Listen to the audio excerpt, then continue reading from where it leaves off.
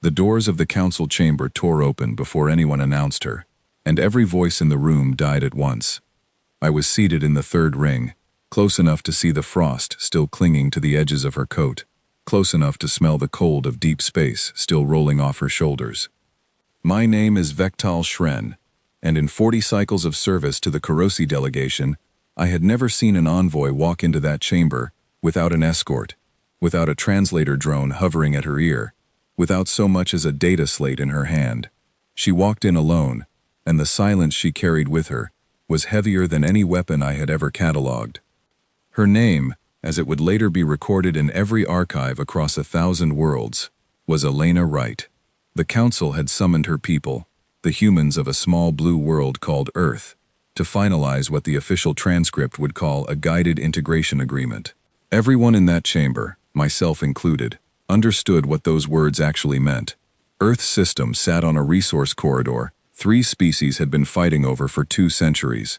The simplest solution, the one favored by the Dravith Combine and quietly supported by half the council, was to fold humanity into a protectorate status before they grew strong enough to object. It was not conquest. It was paperwork, wearing the mask of diplomacy. I had watched this exact process happen to 4 other young species in my lifetime, and every one of them had signed. I did not expect Elena Wright to be the exception. I only expected her to be the last name on a very long list.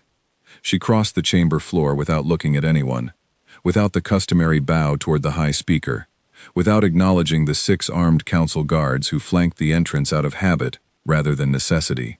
She stopped at the single chair reserved for Earth's delegation, a chair so small and plain against the towering seats of the older species that someone on the logistics committee had clearly meant it as an insult. She did not sit. She stood beside it, hands loose at her sides, and looked up at the High Speaker with an expression I could not read.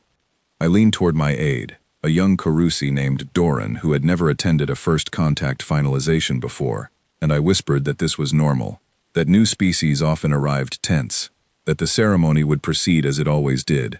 I believed my own words when I said them. I would not believe them for much longer. The High Speaker, an ancient Threnal elder named Korvasa Meth, opened the session with the same speech I had heard given to the Yun, to the Austral, to the Colvin Assembly decades before humanity had even developed interstellar flight. It was a good speech, warm in tone, generous in its language, and utterly hollow beneath the surface. Korvasa spoke of partnership, of shared prosperity, of the Council's desire to welcome Earth into the great community of civilized worlds. She spoke for 12 minutes without once using the words territory, resource extraction, or oversight authority, though all 3 concepts were buried in every clause of the agreement projected above her podium. Elena Wright listened without interrupting. She did not fidget. She did not glance at the holographic text scrolling beside her, the terms of her own species' future laid out in a language her translator implant rendered instantly. Her eyes stayed on Korvasa the entire time, and there was something in that stillness that unsettled me more than shouting would have. I had negotiated with furious diplomats, grieving diplomats, desperate diplomats begging for better terms. I had never faced silence like this. When Korvasa finished, she gestured toward the human envoy and invited her to speak on behalf of her world. Elena Wright said only one sentence. She thanked the council for the invitation, and she said that her government had reviewed the proposed agreement in full. That was all. No objection, no counteroffer, no plea for better terms. Around me, I heard the soft rustle of delegates shifting in their seats, a sound I recognized instantly as relief. The Dravith ambassador, a broad-shouldered creature named Haskor Ruum, who had spent the last 3 sessions arguing loudly for accelerated integration, actually smiled. Doran leaned toward me and whispered that perhaps this would be simpler than we thought, that perhaps humanity understood its position better than the others had. I did not share his relief. I had spent 4 decades reading the small movements diplomats make when they are afraid, when they are angry, when they are calculating. Elena Wright showed none of those signs. She stood with the calm of someone who had already finished a much harder conversation somewhere else, long before she ever set foot in this chamber, and was now simply waiting for the rest of us to catch up. Korvasa, encouraged by the apparent cooperation, moved the session forward, faster than protocol usually allowed. She called for the reading of the final terms. the formal transfer of oversight rights over Earth's outer system, effective the moment both parties affixed their seals to the agreement. A junior clerk began reciting the clauses in the flat, practiced tone clerks always use, numbers and coordinates and jurisdictional boundaries rolling out across the chamber like a tide none of us thought to question. I watched Elena write during the reading. She did not watch the clerk. She watched the council itself, moving slowly from delegate to delegate, as though she were taking a final measurement of every species in the room. When her eyes reached me, I felt an urge to look away that I am not proud of, and yet something in her expression kept my gaze fixed on hers. It was not hostility. It was something closer to sorrow, the kind of look a person gives when they already know how a story ends, and wish, in some small private way, that it did not have to. The clerk finished the reading. Korvasa asked whether Earth's envoy had any final statement before the formal ratification. Elena Wright said that she had one thing to add before the vote proceeded. The chamber quieted again, though not with the same relief as before.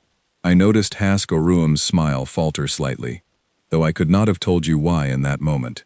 I only knew that the temperature of the room had changed, the way it does before a storm arrives on a coastal world, pressure building in a way you feel in your bones before you see a single cloud. Korvasa granted permission with a small, gracious nod, the gesture of someone who expects a formality and nothing more. Elena Wright did not raise her voice. She did not step forward.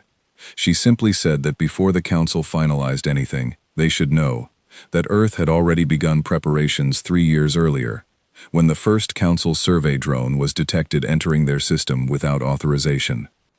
The words hung there, plain and unthreatening on their surface, and yet I watched half the chamber go rigid at once. Preparations. 3 years. I did not yet understand what those words meant, not fully, not in that first moment, but I understood enough to feel the floor of my certainty shift beneath me. Humanity had known we were watching them long before this session was ever scheduled. They had known, and they had used that time for something the council had never once considered. Korvasa's gracious nod froze halfway through its arc.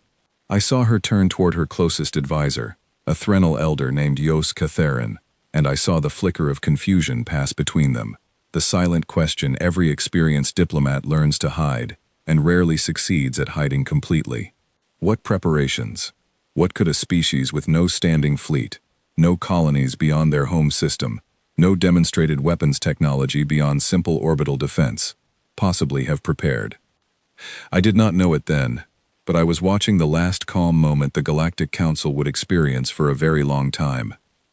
Elena Wright waited, patient, unbothered by the confusion rippling outward from the podium. She did not explain further. She did not need to. I would learn later that this was precisely her intention, to let the sentence sit in the room and do its own work, to let 1,000 different species imagine 1,000 different possibilities and terrify themselves far more effectively than any single threat she could have named aloud.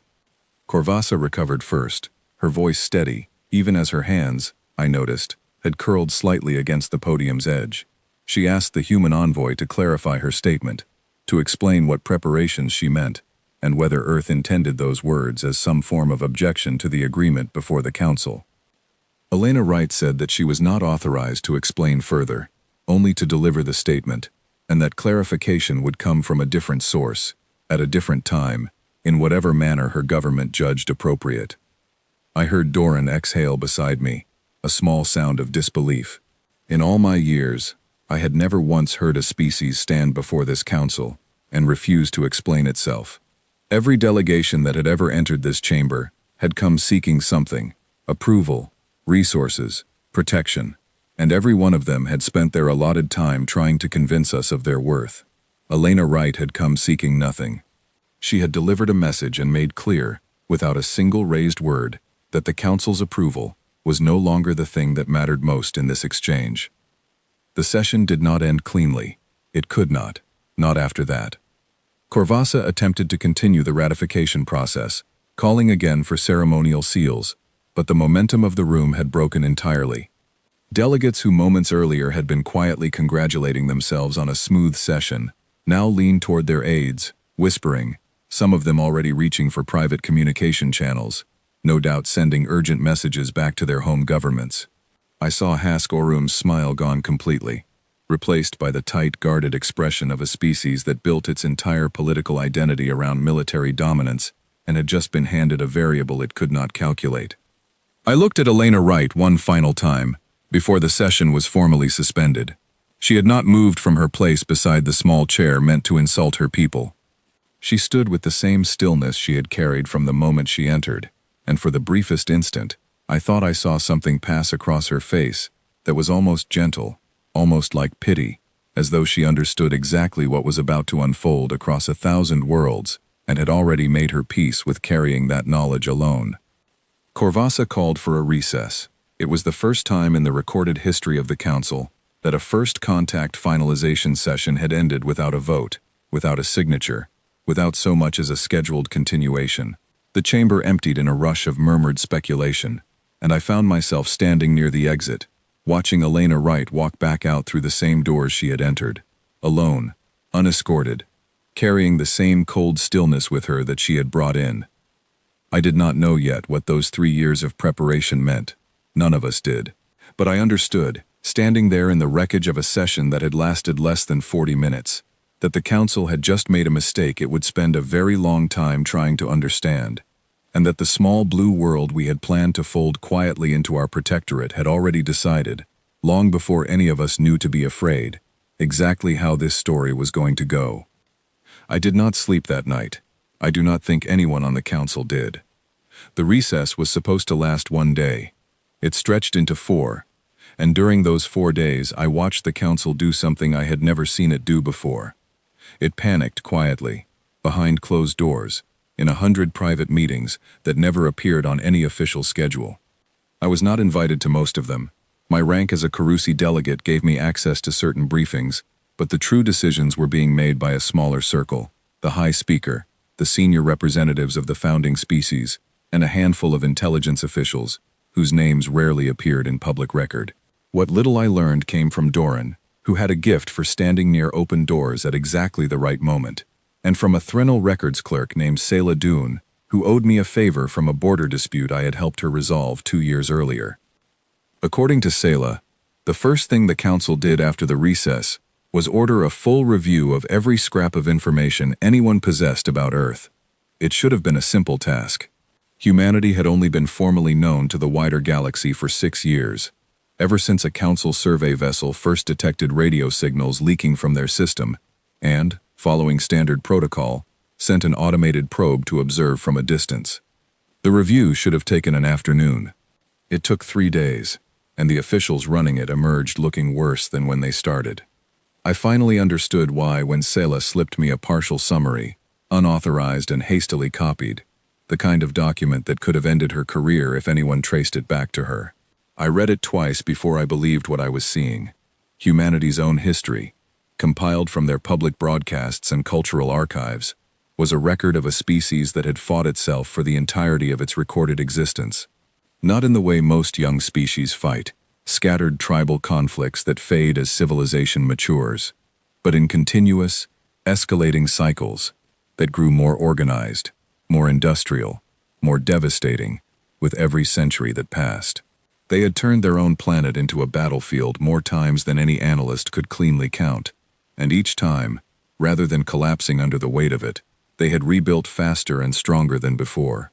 2 of their largest conflicts, occurring within a single lifetime of each other by their own calendar, had consumed tens of millions of their own people, and by every metric the analysts could find, humanity had emerged from both wars not weaker, but with better ships, better medicine, better industry, and a population that had already begun rebuilding before the last battlefield had gone cold. I sat with that report for a long time before I could make sense of what unsettled me most about it. It was not the scale of their conflicts. Other species in this galaxy had fought wars just as devastating. What unsettled me was the pattern underneath it. Humanity did not fight and then retreat into caution the way most civilizations do after suffering great losses. They fought. They endured losses that would have shattered a dozen other species entirely, and then they built better versions of themselves and kept moving forward. Every catastrophe in their history seemed to function less like an ending and more like fuel. The intelligence briefing Sella showed me contained one line from a senior analyst that I have never been able to forget. She had written that humanity did not appear to experience defeat the way other species did. They experienced it, absorbed it, cataloged it, and treated it as data for the next attempt. I began to understand, reading that report in the quiet of my own quarters, why Elena Wright's single sentence had landed with such weight. A species with that history, told that a survey drone had entered their system without permission 3 years before this council session, would not have simply noted the intrusion and moved on. They would have asked why. They would have asked what it meant, and based on everything in that report, they would have started preparing for the worst possible answer, quietly, methodically, without ever announcing it to the very council that had sent the drone in the first place. On the second day of the recess, the council convened an emergency panel of xenopsychologists and historians, a group I was permitted to observe from the upper gallery, alongside several other delegates whose governments had demanded transparency. The lead historian was a Yun scholar named Brant Aldis, a soft-spoken academic who had spent decades studying first contact patterns across dozens of species. I remember him standing before the panel, projecting a timeline of human conflicts that stretched across the display in a jagged red line, climbing steadily upward across every century of their recorded history. Brant explained, in the careful tone of someone delivering news he knew no one wanted to hear, that humanity's technological development had always accelerated fastest during and immediately after their most destructive conflicts. Their fastest periods of scientific advancement, their most significant leaps in engineering, medicine, and industrial capacity, all clustered around the worst periods of their own history. He said that if this pattern held true for their expansion into space, then the 6 years since first contact, 6 years the Council had spent treating humanity as a curiosity to be studied at leisure, might represent a far more significant period of development than anyone had accounted for. A Dravith representative on the panel, visibly agitated, interrupted to ask whether Brant was suggesting that a species without a standing interstellar fleet could have built a credible military capability in 6 years, a time frame that would be laughably short for any of the founding species. Brant's answer was careful. He said he was not suggesting anything about their current capability. He said he was pointing out that every previous model the Council had used to predict a young species' timeline for development was built on the assumption of gradual, steady progress. Humanity's own history suggested they did not progress gradually. They progressed in violent, compressed bursts, usually triggered by exactly the kind of external pressure a survey drone entering their system without permission might represent. The chamber went quiet after that, the particular quiet of people doing uncomfortable arithmetic in their heads. I left that session more disturbed than I had been after the ratification meeting itself, and it was that evening, walking back through the residential district reserved for visiting delegates, that I encountered Elena Wright for the second time. She was alone again, standing near a small public garden the Council maintained for exactly this kind of quiet reflection, the kind of space diplomats used when they needed a moment, away from the endless procedural weight of the chamber. I almost did not approach her. Protocol discouraged informal contact between delegates outside of scheduled sessions, and I had no official reason to speak with her. But I found myself walking toward her anyway, drawn by a question I could not set aside. She acknowledged me with a small nod before I had said a word, as though she had been expecting someone from the Council to eventually find their way to her, and perhaps she had. I asked her, as plainly as I could manage, whether the preparations she had referenced in the chamber were meant as a threat. She was quiet for a long moment, long enough that I wondered if she intended to answer at all. When she finally spoke, her voice was calm, almost gentle, entirely without the sharp edge I had expected from someone carrying the weight of that single sentence. She said that a threat implies a choice the other party still has the power to make, and that what she had described in the chamber was not a warning about something that might happen. It was a statement of fact about something that had already begun. I asked her what that meant, specifically, and I watched something shift behind her eyes, not anger, not satisfaction, but a kind of weariness that made her seem, for just a moment, far older than her apparent age. She said that her government had learned, 6 years ago, that it was being observed by civilizations capable of interstellar travel, technology, and organization far beyond anything humanity possessed at the time. She said that most species in that position would have responded with fear, or with an eager rush to prove themselves worthy of inclusion. She said humanity's leadership had chosen instead to ask a single, quieter question among themselves. If this council decided humanity was not worth including as an equal, what would happen to Earth? And what could be done to make certain that outcome was never survivable for anyone who attempted it? I did not fully understand the weight of what she was telling me in that moment, standing beside a garden meant for quiet reflection, while the entire architecture of my certainty continued to crumble beneath me. I only understood that whatever the council had assumed about humanity's readiness, whatever comfortable timeline the older species had built around the idea that young civilizations needed decades or centuries of guidance before they could stand as equals, that timeline had already been discarded by the one species it was meant to govern. I asked her one final question before she excused herself for the evening. I asked whether it was too late for the council to change course, to offer better terms, to treat Earth as a partner rather than a territory waiting to be absorbed.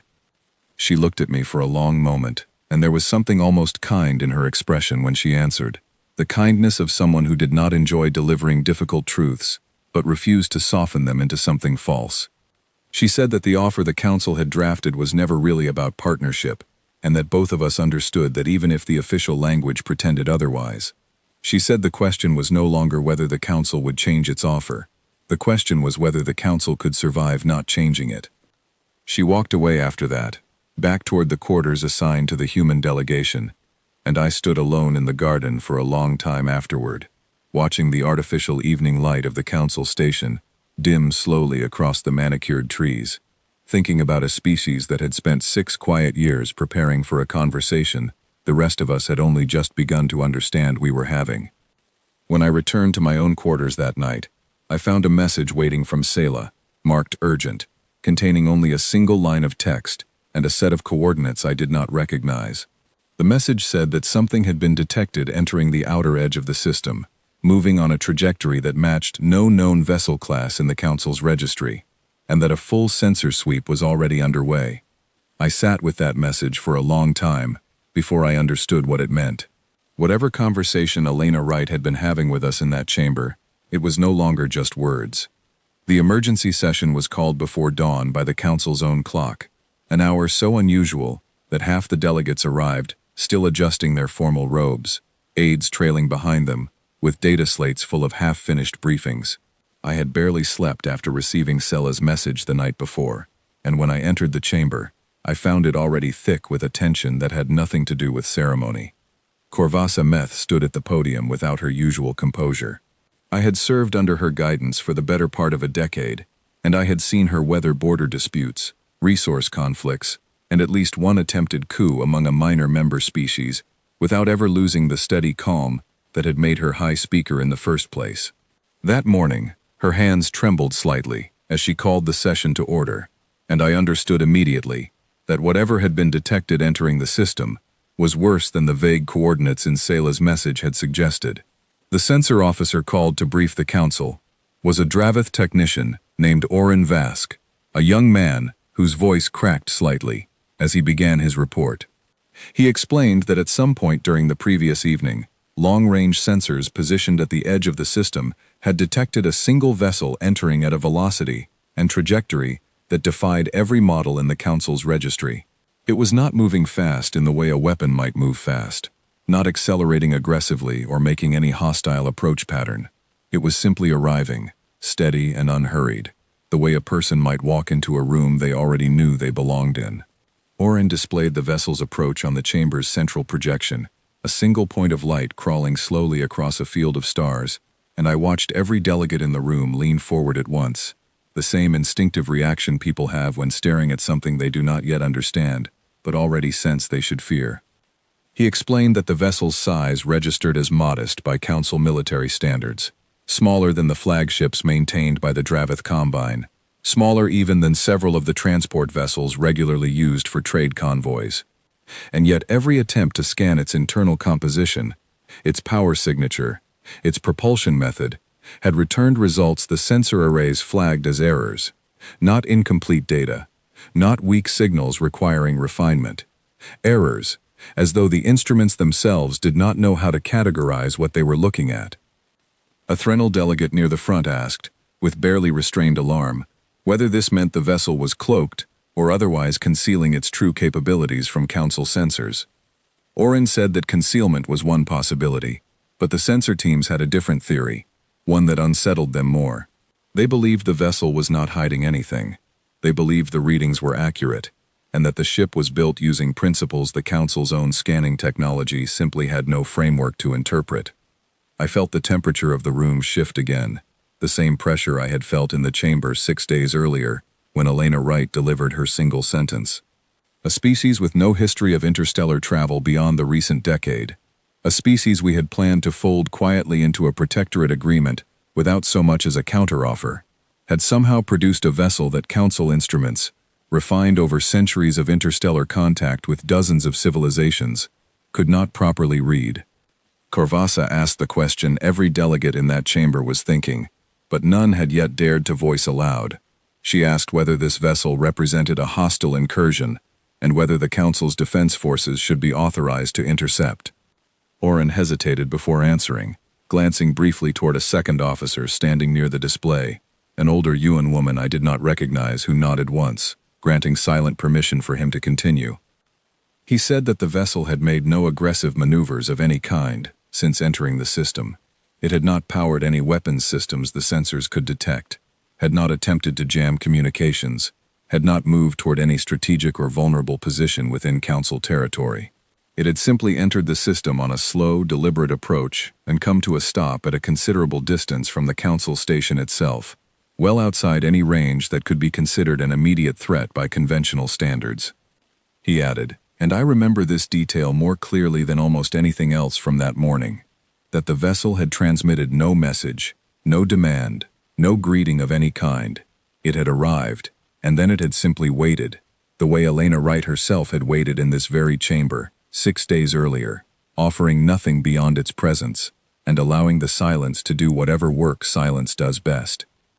The chamber erupted into overlapping voices after that, delegates shouting questions over one another, demanding immediate military response, demanding restraint, demanding more information that clearly did not exist yet. I watched Haskoruum stand from his seat, his broad frame rigid with a fury that seemed to be covering something closer to fear, and I heard him call loudly for the Dravith fleet stationed nearby to move into intercept position immediately, before this human vessel could, in his words, finish whatever it had truly come to do. Corvassa raised a hand for silence, and to my genuine surprise, the chamber actually quieted, the old habits of respect for her office still strong enough to override the panic building beneath the surface. She asked whether Earth's delegation had been informed of the situation, and whether Elena Wright was present in the chamber to offer any clarification. I turned, along with most of the room, toward the small chair still positioned at the edge of the delegate section, the same chair that had been left deliberately modest, as an insult, only a week earlier. Elena Wright was seated there now, and I had not even noticed her enter, so quietly had she taken her place among us. She rose when Corvassa addressed her, and once again the chamber fell into that particular silence reserved only for her. She said that she had been briefed on the vessel's arrival before the session began, through channels she was not authorized to detail. She said the vessel belonged to Earth, and that its presence in the system should not be interpreted as an act of aggression, but she also made clear, in the same calm and unhurried tone she had used the week before, that she would not characterize it as a friendly gesture either. Corvassa asked her directly what the vessel's purpose was, if it was neither an attack nor a greeting. Elena Wright said that the vessel was present to observe the outcome of this Council's deliberations, and to ensure that whatever the Council decided regarding Earth's future, it decided it with full and complete understanding of what that decision might set in motion.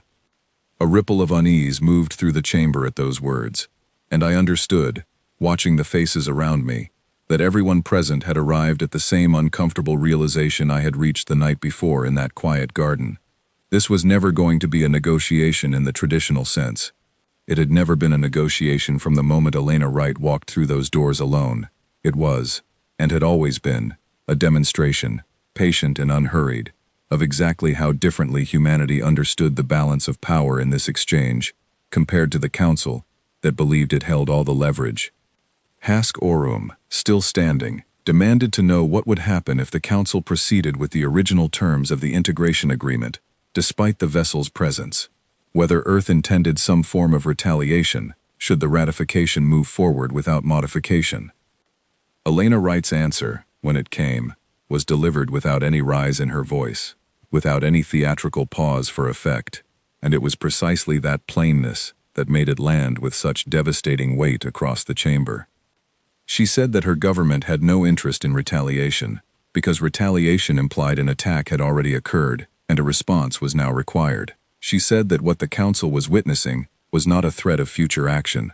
It was the visible edge of preparations already made, sitting quietly in the dark at the boundary of this system, waiting only to see whether those preparations would prove necessary, or whether, given the chance, the Council might instead choose a path that made them permanently unnecessary. She said that the choice, for the first time in this entire process, genuinely belonged to the Council, and that Earth had no wish to make that choice for them. I watched Korvasa absorb those words, watched the careful diplomatic mask she had worn for decades falter for just a moment before she composed herself and called for a full recess of the session, promising a formal Council response within the week. I watched Elena Wright return to her seat, unhurried, unbothered by the storm of whispered speculation already rising around her, and I understood, sitting there in that ancient chamber built to project the unquestioned authority of civilizations far older than humanity. That authority itself had just quietly and irreversibly changed hands. No weapon had been fired. No formal declaration had been made, and yet every delegate in that room, myself included, understood with absolute certainty that the Galactic Council no longer held the position of strength that it occupied only a week earlier, and that the small, unassuming vessel sitting silently at the edge of the system was the only reason any of us still believed we had a choice left to make at all. The week the Council promised for its formal response stretched into something closer to a slow unraveling, and I spent most of it not in the chamber, but in the quiet, frantic corridors behind it, where the real decisions of any governing body are always made. Selah found me on the second day, her usual careful composure replaced by something closer to exhaustion. She told me that the Intelligence Division had expanded its investigation far beyond Earth's public broadcasts and cultural archives, reaching out through every intermediary channel the Council maintained across the border regions humanity had never directly interacted with. She said the results had been quietly circulated to only the most senior officials, and that even among that select group, the reaction had been closer to alarm than reassurance. I asked her what they had found, and she hesitated, in a way I had rarely seen from her before answering.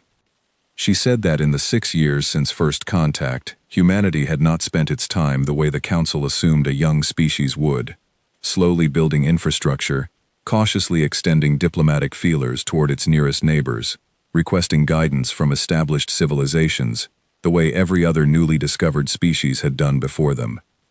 Instead, humanity had spent those 6 years almost entirely turned inward, consolidating its own industrial capacity at a pace the analysts described as unprecedented, while revealing almost nothing about the results to any outside observer. She said the truly unsettling part was not what the Intelligence Division had found, but how little they had actually managed to find at all. Every attempt to gather deeper information through the usual channels, trade contacts, monitoring stations near neutral space, informants embedded in border regions, had returned almost nothing of substance. It was not that humanity had been careless and left evidence behind that the Council had simply failed to notice.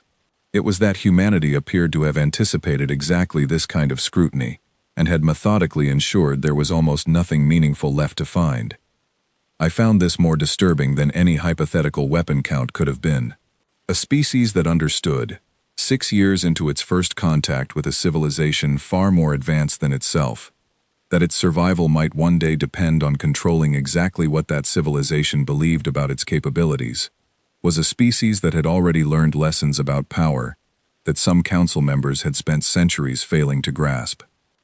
On the third day I was permitted, largely due to Selah's quiet intervention on my behalf, to attend a smaller briefing, convened for a select group of delegates, considered moderate enough to be trusted with sensitive material. Brant Aldous, the UN historian from the earlier panel, presented again, this time alongside a younger analyst named Priya Ostland, whose specialty, I learned, was in modeling the internal politics of newly contacted species based on their public communications. Priya explained that she had spent the past several days reviewing every recorded human transmission the Council possessed, not for military information, which remained frustratingly sparse, but for something she considered far more revealing: how humanity's own leaders spoke to their own people during moments of crisis throughout their recorded history. She displayed several examples on the chamber screen, translated fragments of speeches delivered during humanity's darkest periods, moments when their world had been consumed by conflict on a scale that would have broken most civilizations permanently. She pointed out a pattern she found in nearly every one of these speeches, a particular rhetorical structure that appeared again and again across centuries and across cultures that had, by humanity's own history, often been bitter enemies of one another. She said that in the aftermath of their worst catastrophes, human leaders did not typically speak to their people about vengeance, and they rarely spoke about the enemy at all. Instead, they spoke overwhelmingly about rebuilding, about ensuring that whatever had caused the catastrophe could never again catch them unprepared. She said this pattern held true regardless of which side of a conflict a given leader had represented, regardless of whether their nation had won or lost, regardless of the political system under which they governed. Priya's conclusion, delivered carefully to a room of delegates who clearly did not want to hear it, was that humanity as a species appeared to treat catastrophic vulnerability not as a wound to mourn, but as an unacceptable condition to be permanently corrected.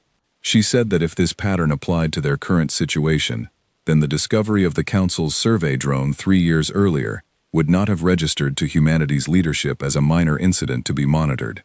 It would have registered as exactly the kind of exposed vulnerability their entire cultural and political history suggested they were incapable of simply tolerating.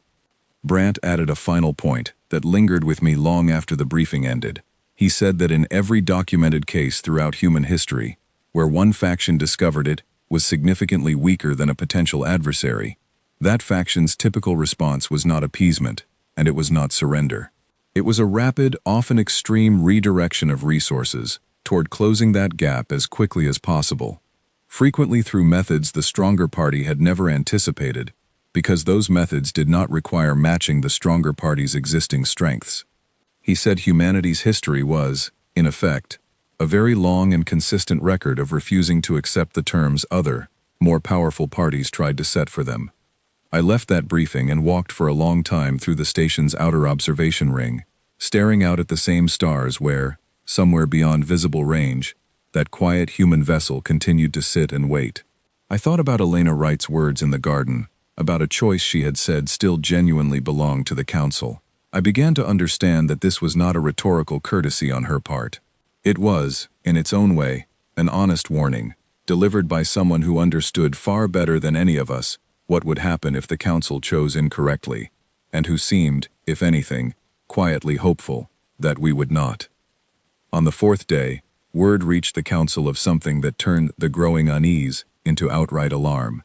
A monitoring outpost stationed along a trade route near the edge of Council territory, far from Earth's system, reported a brief and unscheduled loss of contact with a separate, smaller Council listening post that had, for years, quietly tracked long-range communications passing near human space. When contact was restored several hours later, the outpost reported no damage, no signs of intrusion, and no explanation for the gap. Every system appeared to be functioning normally, every log appeared intact, and yet an entire block of hours during the outage simply did not exist in the outpost's records. I watched the report land among the delegates gathered for the evening session, with the particular horror reserved for problems too small to be an obvious attack, and too strange to be dismissed as coincidence. No one could prove humanity was responsible. No evidence connected the incident to Earth in any direct way, and yet every delegate in that chamber, myself included, felt the same cold certainty settle over the room, the growing sense that we were no longer simply negotiating with a newly discovered species asking to be treated fairly. We were beginning to suspect, without any of us willing to say it aloud, that we might already be operating inside the opening moves of something humanity had set in motion, long before any of us understood there was a game being played at all. Korvasa called for an extended recess that evening, citing the need for further security review before any formal council response could be finalized. I understood. watching her leave the chamber with a slower step than I had ever seen from her, that the woman who had spent decades guiding this council through crisis after crisis, with practiced confidence, no longer believed she fully understood the situation she was meant to be guiding us through. That night, unable to sleep, I returned once more to the quiet garden, where I had spoken with Elena Wright nearly a week earlier, uncertain whether I expected to find her there again, or whether I simply needed a place to sit with the weight of everything I had learned. She was not there. But as I stood among the carefully tended trees, staring up at a sky full of stars I had once found reassuring in their familiar, ancient patterns, I found myself thinking not about weapons or fleets or vessels the Council's sensors could not properly read, but about something far simpler and far more unsettling. I thought about a species that had learned, across the entire span of its violent, unrelenting history, that survival belonged not to those who waited politely for permission to matter, but to those who quietly ensured, long before anyone thought to ask, that they never had to. On the 5th day of the recess, against the advice of nearly every senior official who still believed caution was possible, the Dravith Combine acted without waiting for full council authorization. I learned of it not through official channels but through Doran, who burst into my quarters before the morning session with a look on his face I had never seen from him before. He told me that 3 Dravith cruisers, part of the fleet Hask Orum had wanted mobilized since the moment the human vessel first appeared, had moved from their holding position near the station and begun a slow approach toward the edge of the system, where the vessel continued to sit, unmoving, exactly where it had first arrived. I asked whether this had been authorized by the High Speaker, and Doran said that as far as anyone could determine, it had not. The Dravith government had apparently decided that 6 days of council indecision was 5 days too many, and had chosen to gather its own intelligence through direct approach, rather than continue waiting on a diplomatic process that showed no sign of resolving anything. I made my way to the station's central observation deck, a wide chamber normally reserved for ceremonial functions but currently packed with delegates and officials who had abandoned any pretense of formal protocol in favor of simply watching the unfolding situation on the massive display that dominated the far wall. Korvasa was already present, standing rigid beside a cluster of her senior advisors, her expression unreadable in a way that told me she was working very hard to keep it that way. The display showed the 3 Dravith cruisers as bright markers moving steadily across a field of dark space, closing the distance toward the single, quiet point of light that represented the human vessel. I watched Oren Vask, the same young sensor officer who had briefed the council days earlier, monitor a secondary display with the kind of intense focus that comes from being asked to explain something you do not fully understand to people who will not accept uncertainty as an answer. For the first several minutes, nothing happened. The Dravith cruisers continued their approach, and the human vessel remained exactly where it was, offering no response, no change in its power signature, no indication that it had even registered the 3 warships moving toward it.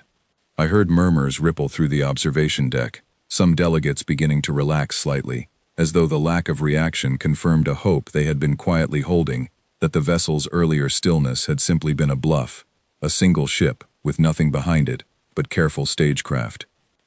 Then, without any warning visible on the display, all 3 Dravith cruisers stopped, not slowed, not decelerated in any pattern the propulsion systems should have allowed. They simply stopped, all 3 at once, their forward momentum arrested so completely and so instantly that I heard Oren make a small, strangled sound beside his console. He began working frantically at his instruments, and I watched Korvasa lean toward him, her composure finally cracking into something closer to open alarm as she demanded an explanation. Oren's voice, when he finally answered, was barely steady. He said that according to every reading his instruments could produce, the cruiser's engines were still firing normally, still generating the exact thrust they should have been generating to continue their approach. And yet the ships themselves had stopped moving relative to the human vessel, as though some force outside the ship's own propulsion had simply and effortlessly canceled their momentum the moment they crossed a certain distance threshold, a threshold that appeared, from what Oren could determine, to have been set with deliberate precision around the human vessel's position. A stunned silence spread across the observation deck. I looked toward Elena Wright, who I had not noticed enter, but who now stood near the back of the chamber, watching the display with the same calm, unhurried attention she brought to everything. She did not appear surprised. She did not appear satisfied either. If anything, her expression carried a faint trace of something like disappointment, the look of someone watching an outcome unfold that she had hoped, against her better judgment, might somehow be avoided. Communications from the 3 Dravith cruisers began flooding into the observation deck moments later, their captains demanding to know what had happened, whether they had struck some kind of unknown field or barrier, whether their ships had sustained any damage. Diagnostic reports scrolled rapidly across secondary displays, and I watched the officials around me absorb the same unsettling detail I was struggling to process myself. The ships had sustained no damage whatsoever. Every system remained fully functional. They had simply been stopped, gently and completely, without any weapon being fired, without any visible energy discharge, without any of the violence the Council's own military doctrine assumed would accompany an act of that scale. Corvassa turned toward Elena Wright, her voice tight with a fury she was clearly struggling to keep contained within diplomatic boundaries. She demanded to know what had just happened to 3 vessels belonging to a sovereign member of this council, vessels that had not fired a single shot, that had approached only to observe. Elena Wright's answer, delivered with the same unwavering calm she had maintained throughout every prior exchange, was almost gentle in its plainness. She said that the vessel had done nothing more than ensure the cruisers could come no closer, and that if the Council examined the encounter honestly, they would find that no one had been harmed, no property had been damaged, and no act of aggression had actually occurred. She said the Council should instead consider what this brief encounter demonstrated, that a single vessel, without firing a weapon or causing any injury, had been capable of neutralizing 3 warships from one of the Council's most militarily aggressive member species, as easily as one might gently close a door. I watched Haskorum, standing near the front of the observation deck, go rigid with an expression that mixed fury and something far closer to fear than he would ever have admitted aloud. He demanded to know how such a thing was even possible. What technology could halt a ship's momentum without contact, without visible force, without leaving so much as a trace on the affected vessel's own instruments? Elena Wright said that she was not authorized to explain the underlying technology, and that even if she were, she doubted the explanation would offer much comfort. She said what mattered was not the mechanism, but the demonstration of restraint behind it. She pointed out, quietly, that the vessel could have responded to 3 approaching warships in a great many ways, and that halting their advance without harming a single crew member represented, by any reasonable measure, the most careful and least aggressive option available to it. She let that observation sit in the silence of the observation deck for a long moment, before adding one final point, delivered without any hint of threat in her tone, though its implications settled over the room like a physical weight. She said that the Council should consider carefully what might happen if a future encounter required a less careful response, and that Earth sincerely hoped no one in this chamber intended to discover the answer to that question firsthand. The 3 Dravith cruisers were released from whatever unseen force held them moments later, their engines resuming normal function, without any indication of how or why the constraint had ended. They returned to the station in silence, their captains offering no further public statements, and I noticed that Haskorum did not speak again for the remainder of that day's session, his earlier bravado entirely absent from his posture as he sat, visibly shaken, among the other delegates. I left the observation deck that evening, with a clarity I had been resisting since the moment Elena Wright first walked alone into the council chamber. Whatever the council decided in the days ahead, whatever formal response Corvassa eventually delivered, the balance of power in this exchange had never truly rested with us, not for a single moment since humanity first learned it was being watched. We had spent 6 years treating Earth as a curious, fragile newcomer, awaiting our guidance and approval. In a single, quiet, bloodless demonstration, 3 warships and a chamber full of the galaxy's most powerful delegates had learned, without a single life lost, exactly how far that assumption had always been from the truth. 2 days after the observation deck incident, Sela came to me with something she said she could no longer keep to herself, regardless of the cost to her position. She asked to meet somewhere away from the usual corridors of power, and I found her waiting in a small transit lounge on the station's lower levels, a place ordinary enough that no one would think to look for either of us there. She told me that the intelligence division had finally managed to trace the origin of the Council's own survey drone program. The very drone whose intrusion into Earth's system 3 years earlier had apparently triggered everything that followed. She said that what they found had been quietly suppressed from the wider council briefing, shared only among a handful of the most senior officials, because of how badly it undermined the narrative the council had been trying to maintain about its own conduct. The drone that entered Earth's system 3 years earlier had not been an isolated minor incident as the council's public position implied. It had been part of a broader, largely unregulated survey program run by a coalition of resource contractors operating with loose council oversight, tasked with identifying systems containing valuable materials in advance of formal contact protocols. Earth's system had been flagged early as a resource-rich candidate, and the drone sent to survey it had done so without any of the careful diplomatic groundwork the council claimed, in public statements, to require before approaching a potentially inhabited world. Sayla said the drone had not simply observed Earth from a respectful distance. Internal records showed it had conducted detailed mapping of the planet's surface resources, its population centers, and, most damningly, a preliminary assessment of the planet's viability for what the contractor's internal documentation euphemistically labeled managed resettlement, a phrase that, stripped of its careful legal framing, meant exactly what it sounded like it meant. I sat with that information for a long moment, feeling something cold settle in my chest that had nothing to do with the temperature of the transit lounge. Humanity had not simply detected an unexplained drone passing through their system. They had detected, and very likely eventually decoded, a survey mission that had quietly assessed their world for potential displacement of its own population, conducted without their knowledge or consent, by a coalition operating under the Council's own loose authority. I asked Sayla how humanity could possibly have decoded something so deeply protected, information that should have remained locked within the contractor's private systems and the Council's own restricted archives. She said the Intelligence Division had asked the same question, and the honest answer, the one nobody wanted to put in writing, was that they did not know. They only knew that whatever humanity had learned in those 3 years, it appeared to align disturbingly well with the actual contents of that suppressed survey. It was that evening, walking back toward the delegate residential district in a daze I could not fully shake, that I encountered Elena Wright for what would be the final time before the council's closing session. She was again near the small garden, and this time, when she saw me approaching, she did not wait for me to speak first. She asked whether I had learned about the survey.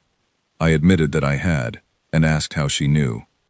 She said that her government had known about the survey almost from the moment it occurred, though it had taken considerable time and considerable resources to confirm exactly what the drone had been searching for and on whose authority it had been sent. She said that when her government finally understood the full scope of what had been done, quietly, without any formal declaration, without any attempt at genuine contact, the response within her leadership had not been outrage in the way I might have expected. It had been something closer to grim confirmation of a fear they had already been quietly preparing against.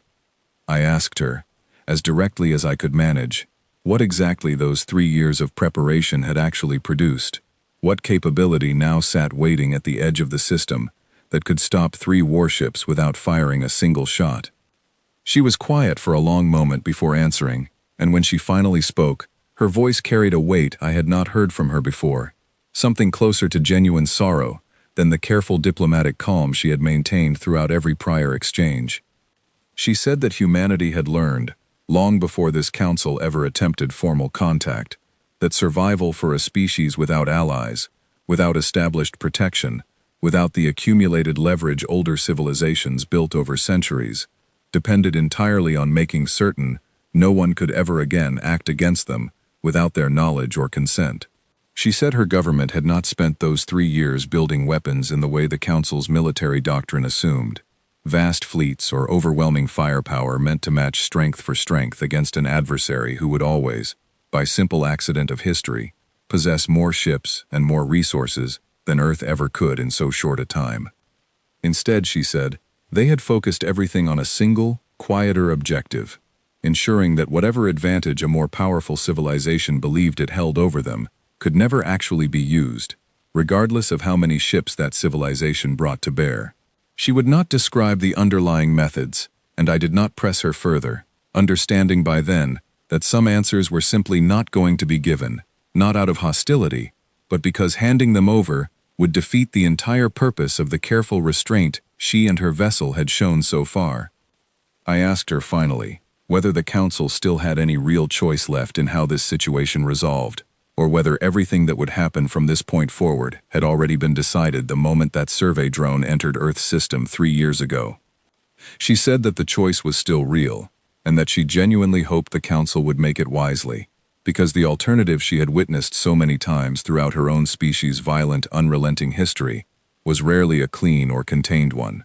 She said humanity had not come to this chamber seeking dominance over the council, only the simple, unmistakable certainty that no one, ever again, could quietly decide their fate without their knowledge, the way that survey drones contractors had once tried to do. She said the tragedy of it all, if there truly was one, was that the council could have offered Earth genuine partnership from the very beginning, could have approached first contact honestly, instead of hiding a resource assessment behind careful diplomatic language, and very likely would have found humanity a willing and capable ally, rather than an adversary the entire galaxy was now quietly afraid of. I left her that evening with no further questions, understanding that I had learned everything I was going to learn, and that the remaining answers belonged not to private conversations in quiet gardens, but to whatever the council decided in its final, long-delayed session. The final session convened 7 days after the observation deck incident, and I have never, in all my years of service, entered a chamber that felt so different from the confident, almost celebratory atmosphere of the original ratification meeting that had started all of this. Corvassa Meth stood at the podium with none of the practiced warmth she had shown during her opening speech weeks earlier. She looked, for the first time since I had known her, genuinely uncertain. A woman who had spent her career navigating the predictable currents of interstellar diplomacy and had discovered, far too late, that the currents themselves had shifted beneath her without warning. She opened by acknowledging, in careful and deliberately measured language, that the original terms proposed for Earth's integration into Council governance had been withdrawn. There would be no guided integration, no protectorate status, no oversight authority, quietly folded into a resource corridor agreement, dressed up as partnership. I watched delegates across the chamber react with varying degrees of relief and quiet frustration, the Dravith representatives in particular, looking as though they had swallowed something bitter, though none of them, not even a subdued and visibly diminished Hask-Uruum, raised any objection aloud. In place of the original agreement, Corvassa announced that the Council would instead extend an invitation to Earth for full sovereign recognition, a status granted to only a handful of species in the Council's long history, one that came with genuine standing, rather than the carefully worded subordination the original terms had disguised as generosity. She stated, with what I believe was genuine and hard-won humility, that the Council owed Earth a formal acknowledgement of the unauthorized survey conducted 3 years earlier, and a commitment that no such action would be taken again without transparent, mutual agreement. Elena Wright rose to accept the revised terms on behalf of her government, and for the first time since I had watched her walk alone into this chamber weeks before, I saw something in her expression that resembled genuine relief rather than careful, guarded composure. She thanked the Council for its willingness to reconsider, and she said, in words I have carried with me ever since, that her government had never wanted this outcome to require the demonstration it ultimately required, and that Earth looked forward to a future where such demonstrations were never necessary again. The session closed without further incident, the fastest and quietest conclusion to any major council proceeding I had witnessed in my career, as though everyone present understood instinctively that further debate would only risk unraveling an outcome most of us had begun to fear was no longer guaranteed to go peacefully. I did not see Elena Wright again after that day. The human delegation departed the station quietly within the week, and reports reaching the Council in the following months indicated that the vessel stationed at the edge of Earth's system had withdrawn as well, though where it went, and how many others like it existed, remained, as far as I ever learned, a question the Council chose not to pursue too closely. In the years since that session, I have thought often about what truly changed that day, and I have come to believe it was not simply the terms of one agreement, or the fate of one newly discovered species. It was the quiet, permanent end of an assumption the Council had carried since its founding, the comfortable belief that time and patience always favored the older, more established civilizations, that younger species would always need our guidance, long before they could ever stand as our equals. Humanity taught this council, in the span of a few short weeks, and without a single act of open violence, that some species do not wait patiently for permission to matter. They observe quietly, they endure what they must, and they prepare, methodically and without announcement, for exactly the outcome those in power hope they will never have to consider. And when the moment finally comes, they do not need to shout, or threaten, or display their full strength. Sometimes, a single sentence, delivered calmly, in a chamber full of people who believed they held every advantage, is enough to make an entire galaxy understand, all at once, precisely how much the ground beneath them has already shifted. I do not know what became of the survey contractors responsible for the drone that started it all, nor do I know the full extent of what humanity built during those 3 quiet years of preparation. I suspect I never will. What I do know, having watched it unfold from the third ring of that ancient chamber, is that the galaxy I had spent my entire career understanding no longer operates by the rules I once took for granted, and that somewhere beyond the edge of council space, a small, unassuming world continues to watch, patiently and without malice, ready should it ever need to be, and hoping, more than anything else, that it never will.